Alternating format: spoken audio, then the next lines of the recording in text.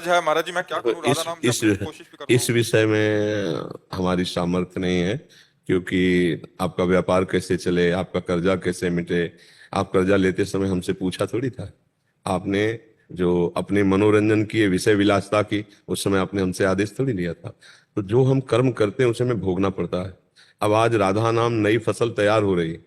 अब किसान आज बो दे और कह दे कि हमको 40 मन 2-4 दिन में काटने को मिल जाए, बार बार खोदे तो बीज भी नष्ट हो जाएगा, उसको एक दाना नहीं मिलेगा। 5-6 महीने मेहनत करके वो अपनी फसल को सुरक्षित जब लगता है, तब 40 मन 1 बीघा में काटता है। आज आपने भक्ति शुरू की है, आप सोचें कि हमारा कर्जा मिट जाए, हम जो चाहें वो सब प्राप्त कर लें, असंभव। क्योंकि जब शरीर निर्माण हुआ था, तब हमारे कुछ पाप और कुछ पुण्य दोनों से मिश्रित शरीर बना था। और जब हम इस शरीर में आए, तो कुछ पुण्य और कुछ पाप फिर बन गए, शुभ अशुभ बन गए। तो अवश्य में वो भोक्तव्यम कृतम कर्म शुभाशुभम। आपको अपने कर्मों को भोगना पड़ेगा, जो आप कर्म करते हैं। अब जो हमारे संचित कर्म हैं, हम उनको भस्म कर सकते हैं भजन बढ़ा के, लेकिन प्रारब्ध भोग बड़े बड़े संतों को भोगना पड़ता है। भोगना पड़ता ना।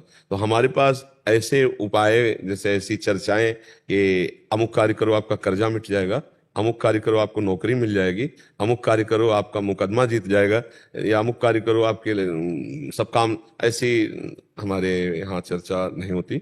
हमारे यहाँ चर्चा होती है कि आपको श्यामा श्याम की प्राप्ति कैसे, और श्यामा श्याम की प्राप्ति के मार्ग में चलने मात्र से सारी कामनाएं अपने आप पूर्ण हो जाती हैं। सत मार्ग में जैसे मूल को पकड़ो ना, मूल में जल चढ़ा दो तो डाल में, पत्ते में, पुष्प में, फल में, सब जगह पहुंच गया।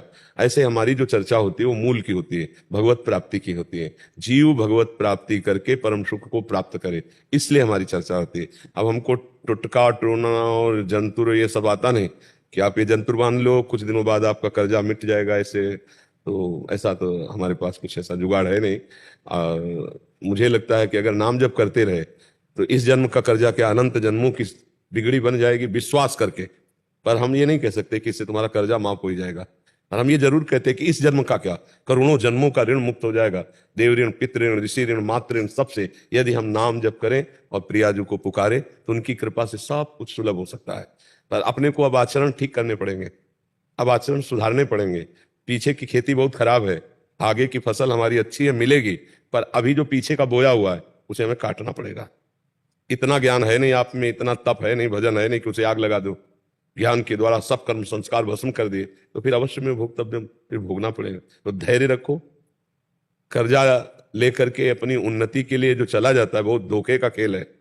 कर्जा लेकर अगर व्यापार किया जाए, कर्जा लेकर वासनाओं की पूर्ति की जाए, तो हमें लगता है इसमें मूढ़ता ही है। क्योंकि व्यापार में हानि हो गई तो कर्जा वो हो गया, और ऊपर से हानि का दुख भोगो।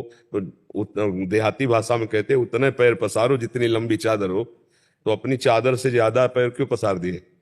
किसी से सलाह नहीं ली, किसी महापुरुषों से।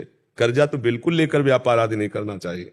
नहीं कर्जा चुकाने के लिए दूसरा लिया, दूसरा लेने के लिए तीसरा लिया। तो ऐसे एक गलती छुपाने के लिए दूसरी की, दूसरी छुपाने के लिए तीसरी, इसी में तो हम फेल होते जाते हैं, इसी में तो हम बनते जाते हैं। आप सुधार कर लो, आप सुधार कर लो, सब सुधर जाएगा। भगवान बड़े कृपालु हैं, उनका आश्रय लो, नाम जप करो, अच्छे आचरण करो, मेहनत करो, कम खर्चे से जियो, पैसा बचाकर कर्जा पूरा करो।